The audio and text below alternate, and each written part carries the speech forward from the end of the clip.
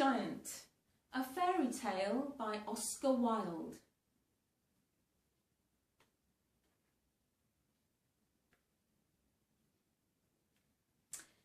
Every afternoon, as they were coming from school, the children used to go and play in the giant's garden. It was a large, lovely garden with soft green grass. Here and there over the grass stood beautiful flowers like stars, and there were 12 peach trees that in the springtime broke out into delicate blossoms of pink and pearl, and in the autumn bore rich fruit. The birds sat on the trees and sang so sweetly that the children used to stop their games in order to listen to them. "How happy we are here!" they cried to each other.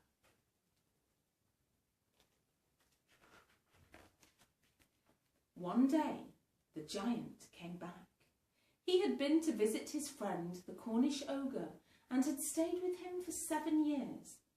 After the 7 years were over, he had said all that he had to say, for his conversation was limited, and he determined to return to his own castle. When he arrived, he saw the children playing in the garden. "What are you doing here?" he cried in a very gruff voice, and the children ran away. "My own garden is my own garden," said the giant. "Anyone can understand that, and I will allow nobody to play in it but myself." So he built a high wall all around it and put up a notice board saying, "Trespassers will be prosecuted." There he is.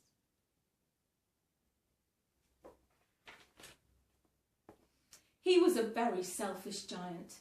The poor children had nowhere to play now. They tried to play on the road, but the road was very dusty and full of hard stones, and they did not like it.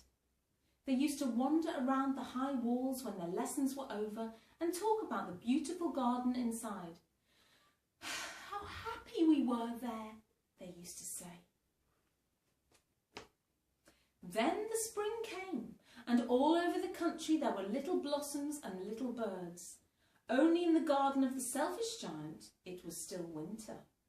The birds did not care to sing in it, as there were no children, and the trees forgot to blossom. Once a beautiful flower put its head out from the grass, but when it saw the notice board, it was sorry it had.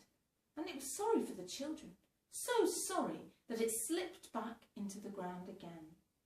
And it went off to sleep. The only people who were pleased were the snow and the frost. "Spring has forgotten this garden," they cried, "so we will live here all the year round." The snow covered up the grass with her great white cloak, and the frost painted all the trees silver. Then they invited the north wind to stay with them, and he came. He was wrapped in furs, and he roared all day about the garden and blew the chimney pots down. "This is a delightful spot," he said. "We must ask the hail on a visit here." So the hail came. Every day for 3 hours he rattled on the roof of the castle until he broke most of the slates, and then he ran round and round the garden as fast as he could go. He was dressed in grey, and his breath was like ice. There they all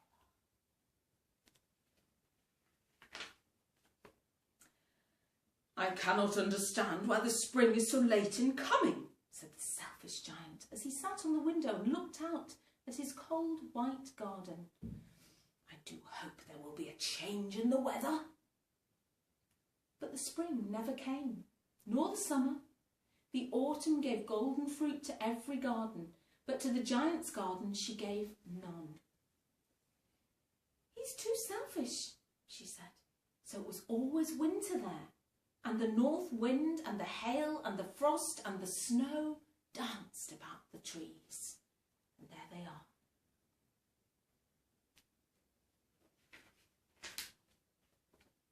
One morning the giant was lying awake in bed when he heard some lovely music. It sounded so sweet to his ears that he thought it must be the king's musicians passing by. It was really only a little linnet singing outside his window.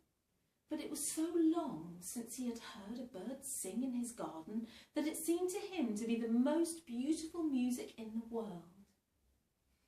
Then the hail stopped dancing over his head, and the north wind ceased roaring, and a delicious perfume came to him through the open casement. "I do believe the spring has come at last," said the giant, and he jumped out of bed and he looked out of the window. What did he see? He saw a most wonderful sight. Through a little hole in the wall, the children had crept in, and they were sitting in the branches of the trees. In every tree that he could see, there was a little child. And the trees were so glad to have the children back again that they had covered themselves with blossoms and were waving their arms about gently. The trees were also waving. The birds were flying about and twittering with delight. It was a wonderful sight, a beautiful scene. Only in one corner it was still winter. It was the farthest corner of the garden, and in it was standing a little boy. He was so small that he could not reach up to the branches of the tree, and he was wandering all about it, crying bitterly. The poor tree was still covered with frost and snow, and the north wind was blowing and roaring above it. "Climb up, little boy, climb up," said the tree, and bent its branches down as low as it could, but the boy was too tiny.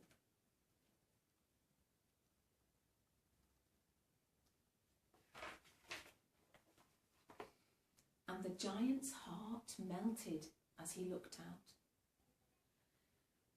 "How selfish I have been," he said. "Now I know why the spring would not come here.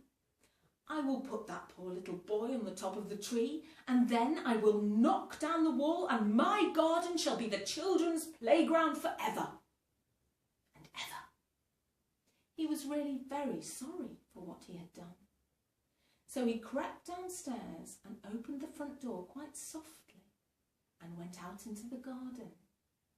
But when the children saw him, they were so frightened they all ran away, and the garden became winter again. Only the little boy did not run, for his eyes were so full of tears that he did not see the giant coming. And the giant stole up behind him and took him gently in his hand and put him up in the tree.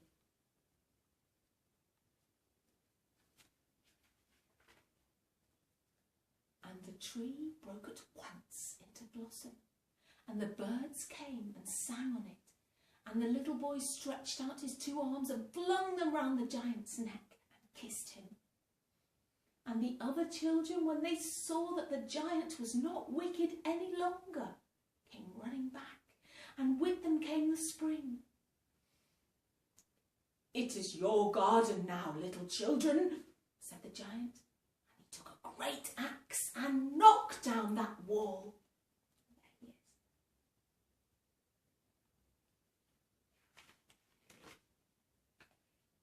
And when the people were going to market at 12 o'clock, they found the giant playing with the children in the most beautiful garden they had ever seen. All day long they played, and in the evening they came to the giant to bid him goodbye. "But where is your little companion?" he said. "The boy, the one I put into the tree." The giant loved him best because he had kissed him. "We don't know," said the children. "He has gone away." "You must tell him to be sure and come back tomorrow," said the giant. But the children said they did not know where he lived and had never seen him before, and the giant felt very sad. Every afternoon when school was over, the children came and played with the giant. But the little boy whom the giant loved was never seen again. The giant was very kind to all the children, yet he longed for that little friend and often spoke of him. "How I would love to see him," he used to say. There he is playing.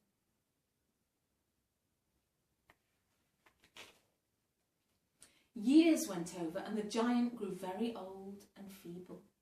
He could not play about any more, so he sat in a huge armchair and watched the children at their games, and the admired his garden.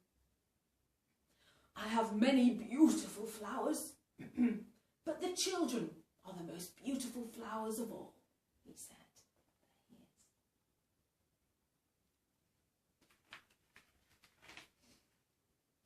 One winter morning, he looked out of his window as he was dressing. He did not hate the winter now, for he knew it was merely the spring asleep and that the flowers were resting. Suddenly, he rubbed his eyes in wonder, and he looked, and he looked. It certainly was a marvellous sight. In the farthest corner of the garden was a tree quite covered with lovely white blossoms. Its branches were golden and silver fruit hung down from them, and underneath it stood the little boy he had loved.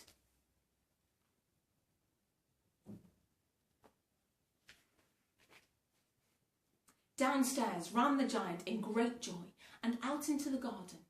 He hastened across the grass and came near to the child, and when he came quite close, his face grew red with anger, and he said, "Who hath dared to wound thee?" For on the palms of the child's hands were the prints of 2 nails, and the prints of 2 nails were on the little feet. "Who hath dared to wound thee?" cried the giant.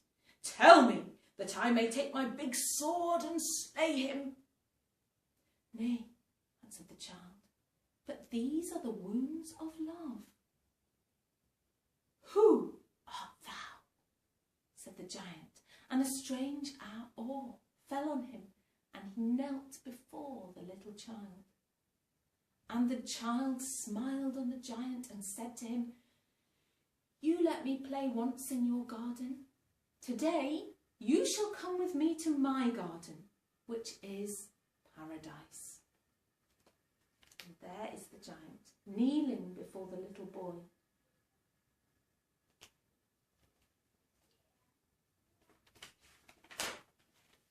And when the children ran in that afternoon, they found the giant lying dead under the tree, all covered with white blossoms. And that is the end.